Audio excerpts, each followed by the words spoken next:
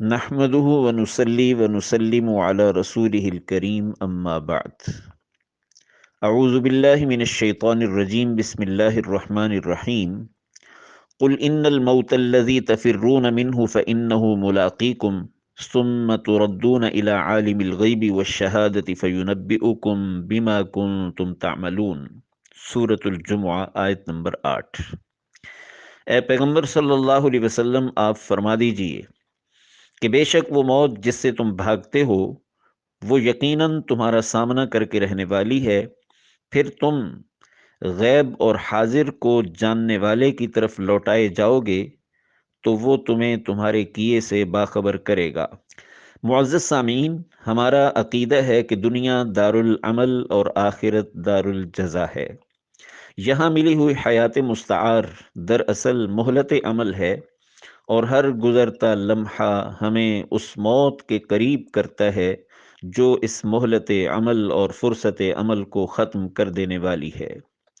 ہو رہی ہے عمر مثل برف کم، ہو رہی ہے عمر مثل برف کم، چپ کے رفتہ رفتہ دم بدم، سانس ہے ایک رہ روے ملک عدم، دفعتاً ایک روز یہ جائے گا تھم، ایک دن مرنا ہے آخر موت ہے، کر لے جو کرنا ہے آخر موت ہے۔ ارشاد باری تعالی ہے، یا ایہا الذین آمنوا اتقوا اللہ ولتنظر نفس ما قدمت لغد واتقوا اللہ ان اللہ خبیر بما تعملون۔ سورة الحشر آیت نمبر 18۔ اے ایمان والو، ڈرو اللہ سے، اور ہر نفس یہ دیکھے کہ اس نے کل کے لیے کیا آگے بھیجا ہے، اور اللہ سے ڈرتے رہو، بے شک اللہ تمہارے کیے سے باخبر ہے۔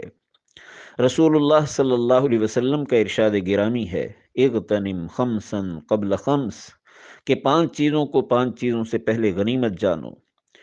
شبابک قبل حرمک، اپنی جوانی کو اپنے بڑھاپے سے پہلے، وصحتک قبل سقمک، اور اپنی صحت کو اپنی بیماری سے پہلے، وغناءک قبل فقرک، اور اپنی مالداری کو اپنے فقر و فاقہ سے پہلے، وفراغک قبل شغلک، اور اپنی فرصت کو اپنی مصروفیت سے پہلے، وحیاتک قبل موتک، اور اپنی زندگی کو اپنی موت سے پہلے غنیمت جانو۔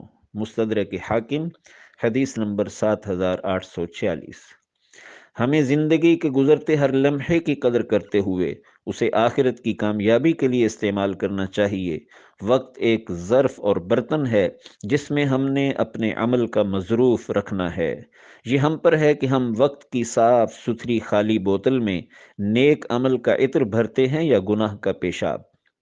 گزرتے وقت کے بارے میں ہمیں انتہائی حساس ہونا چاہیے، اس لیے کہ یہ وہ دولت اور قیمتی آئٹم ہے جسے نہ بازار سے خریدا جا سکتا ہے، نہ رینٹ پہ لیا جا سکتا ہے، نہ عاریتاً یعنی کسی سے مانگ کر لیا جا سکتا ہے، نہ اسے روکا جا سکتا ہے، نہ سٹاک کیا جا سکتا ہے، نہ ریورس کیا جا سکتا ہے، نہ درمیان میں مزید وقت کا ٹانکا لگایا جا سکتا ہے۔ وقت کا پہیہ ہمارے اختیار کے بغیر تسلسل کے ساتھ گھومتا چلا جا رہا ہے اور ہمیں آگے دھکیلتا چلا جا رہا ہے۔ عقل مند اور زیرک شخص وہی ہے جو گزرتے وقت کو اپنے فائدے میں استعمال کر لے اور اسے اپنے نقصان میں استعمال ہونے سے یا بیکار گزر جانے سے بچا لے۔ ایک بزرگ سے کسی نے کہا کہ آؤ ذرا گپ شپ لگا لیں۔ انہوں نے کہا کہ میں ایسا کر سکتا ہوں بشرطے کہ آپ سورج کو روک لو۔ اس شخص نے کہا یہ تو نہیں ہو سکتا، تو انہوں نے فرمایا کہ اگر سورج نہیں رک سکتا اور وقت نہیں تھم سکتا تو پھر میرے پاس گپ شپ میں وقت ضائع کرنے کی کوئی گنجائش نہیں ہے۔ وقت کے انتقالات بڑے اہم ہوتے ہیں۔ رسول اللہ صلی اللہ علیہ وسلم نے صبح و شام کی دعاؤں کے ضمن میں اذان مغرب کے وقت کی یہ دعا تعلیم فرمائی ہے، اللہم ھذا اقبال لیلک، کہ اے اللہ یہ آپ کی رات کے آنے کا وقت، و ادبار نہارک، اور آپ کے دن کے جانے کا وقت ہے، و اصوات دعاتک، اور آپ کی پکار لگانے والوں کی آوازیں ہیں، فاغفر لی، میری مغفرت فرما دیجئے۔ صبح و شام کے انتقال کی اگر اہمیت ہے اور گھنٹے منٹس اور سیکنڈز کی اگر وہ اہمیت ہے جو اس شعر میں مذکور ہے کہ غافل تجھے گھڑیال یہ دیتا ہے منادی، گردوں نے گھڑی عمر کی ایک اور گھٹا دی۔ تو پھر سال کا انتقال تو ایک بڑا انتقال ہے جو بظاہر ہماری عمر میں اضافہ کرتا ہے، لیکن دراصل ہماری زندگی اور مہلت عمل میں کمی کی نشاندہی کرتا ہے۔ دراصل کتاب زندگی کو پیدائش کی طرف سے نہیں، موت کی طرف سے پڑھنا چاہیے۔ یعنی یہ نہیں دیکھنا چاہیے کہ زندگی کتنی گزر گئی، بلکہ یہ دیکھنا چاہیے کہ کتنی رہ گئی، اور گزرے سال کے حوالے سے اپنے کو احتساب کی عدالت میں پیش کرنا چاہیے۔ اور یہ احساس اور احتساب کی عدالت وہ عدالت ہے جس میں بندہ خود ہی ملزم اور خود ہی جج ہوتا ہے، اپنے ہی اوپر فرد جرم عائد کرتا اور خود ہی اپنی سزا تجویز کرتا ہے، اور اس کے لیے کسی عمارت کی ضرورت نہیں ہوتی۔ یہ بستر پر لیٹے، کھڑے، بیٹھے، چلتے پھرتے کسی بھی حال اور کسی بھی وقت قائم کی جا سکتی ہے۔ حضرت عمر رضی اللہ عنہ کا فرمان ہے، حاسبوا انفسکم قبل ان تحاسبوا، کہ حساب لیے جانے سے پہلے اپنا حساب خود کر لو، اور اس سے پہلے کہ تمہارا وزن کیا جائے اپنا وزن خود کر لو۔ آج اگر تم اپنا احتساب کرو گے تو کل حساب ہونے میں سہولت اور آسانی ہوگی۔ آخرت میں اللہ کے سامنے پیشی سے پہلے ہمیں خود احتسابی کی عادت کو اپنانا ہوگا۔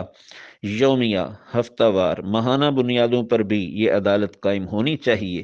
اور سال کی تبدیلی تو ایک انتہائی اہم مرحلہ ہے۔ ہمیں 2020 کی نسبت سے نیو ایئر نائٹ کو کسی غیر اسلامی رسم اور ہلڑ بازی کی نظر کرنے اور ضائع کرنے کی بجائے خود احتسابی کی عدالت قائم کر کے قیمتی بنانا چاہیے۔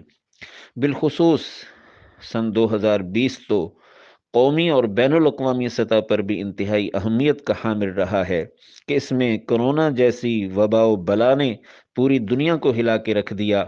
اہل علم و ہنر میں سے انتہائی قد آور شخصیات کی رحلت ہمیں فنائے عالم کا درس دے گئی۔ عبادات، معیشت، معاشرت، ترجیحات، ہر شعبہ حیات پر اس کے گہرے اثرات مرتب ہوئے۔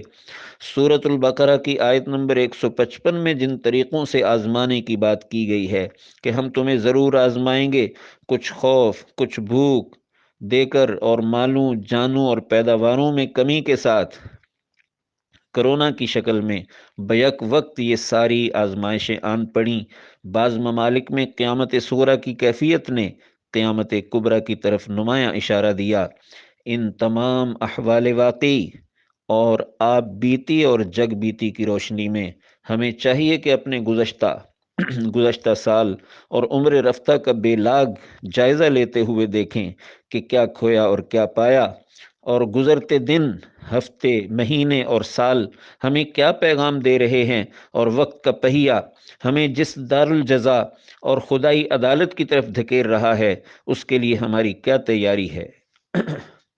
گزشتہ سال ذمہ داریاں پوری کرنے کی کچھ توفیق نظر آئے تو اس پر اللہ کا شکر بجا لایا جائے، اور جہاں جہاں کوتاہی کا احساس ہو وہاں اس پر استغفار کرتے ہوئے آئندہ سال کے لیے اپنا لائحہ عمل تشکیل دیا جائے۔ عزائم بلند کرنے چاہیے اور کمر ہمت کس لینی چاہیے۔ اپنی زندگی میں انقلاب پیدا کرنے کی کوشش کرنی چاہیے۔ دنیا اور آخرت کی بھلائیوں کو سمیٹنے کا جامع پروگرام تشکیل دیتے ہوئے اپنے کو انضباط اوقات کا پابند بنانا چاہیے۔ اس لیے کہ نظم قائم کیجئے